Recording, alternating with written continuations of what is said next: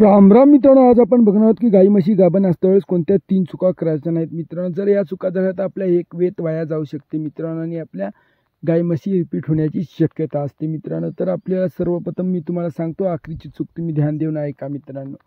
प्रथम चूक म्हणजे मित्रांनो, आपल्याला त्यांना गाभण असल्यावेळेस जास्त तापमानामध्ये ठेवायचं नाही मित्रांनो. म्हणजे त्यांना गरमीच्या ठिकाणी व उन्हामध्ये जास्त न्यायचं नाही मित्रांनो.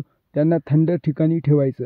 आणि नंतर दुसरं सांगतो मित्रांनो, तुम्हाला कोणत्याही प्रकारचं मेडिकल वापरून त्यांच्या गाभण काळामध्ये दूध वाढवण्याचा प्रयत्न करायचा नाही मित्रांनो. कारण गाभण काळात गाई म्हशीचं दूध नैसर्गिकरित्याच कमी होते आणि ते नैसर्गिकरित्या वाढलेलेच चांगले.